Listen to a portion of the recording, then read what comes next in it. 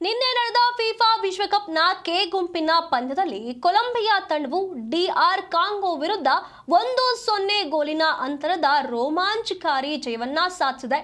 ಈ ಗೆಲುವಿನೊಂದಿಗೆ Colombia knockout ಹಂತಕ್ಕೆ ಲಗ್ಗೆ ಇಟ್ಟಿದೆ.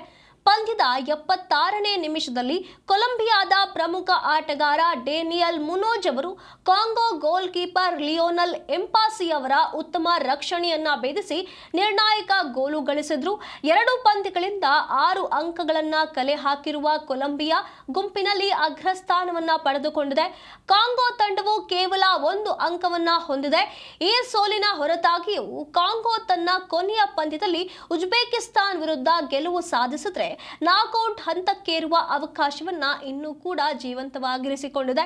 ಇನ್ನು ದೇಶದಾದ್ಯಂತ ಫುಟ್ಬಾಲ್ ಅಭಿಮಾನಿಗಳ ಉತ್ಸಾಹ ಈಗಾಗಲೇ ತಾರಕಕ್ಕೇರಿದ್ದು, ಯಾವುದೇ ಅಡೆತಡೆ ಇಲ್ಲದೆ ಅತ್ಯುತ್ತಮ ಡಿಜಿಟಲ್ ವೀಕ್ಷಣಾ ಅನುಭವದೊಂದಿಗೆ ಈ ಕ್ರೀಡಾ ರೋಮಾಂಚನವನ್ನ ಸವಿಯಲು ಹಿಂದೆ ಜಿ5 ಮತ್ತು ಯುನೈಟೆಡ್ 8 ಸ್ಪೋರ್ಟ್ಸ್ ನಲ್ಲಿ ಲೈವ್ ವೀಕ್ಷಿಸಿ ನಿಮ್ಮ ನೆಚ್ಚಿನ ತಂಡವನ್ನ ಹುರಿದುಂಬಿಸಿ.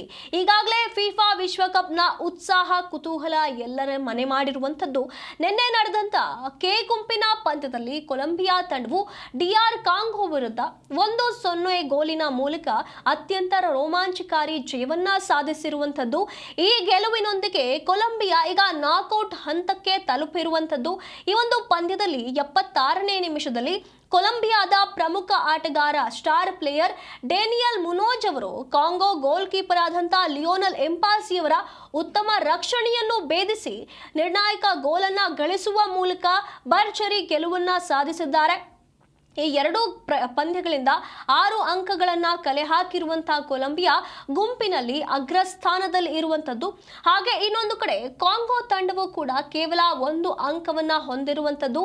ಈ ಸೋಲಿನ ಹೊರತಾಗಿಯೂ ಕೂಡ ಕಾಂಗೋ ತನ್ನ ಕೊನೆಯ ಪಂದ್ಯದಲ್ಲಿ ಉಜ್ಬೇಕಿಸ್ತಾನ್ ವಿರುದ್ಧ ಗೆಲುವನ್ನ ಸಾಧಿಸಿದ್ರೆ ನಾಕ್ಔಟ್ ಹಂತಕ್ಕೇರುವುದಕ್ಕೆ ಅವಕಾಶವನ್ನ ಇನ್ನೂ ಕೂಡ ಜೀವಂತವಾಗಿರಿಸಿಕೊಂಡಿದೆ.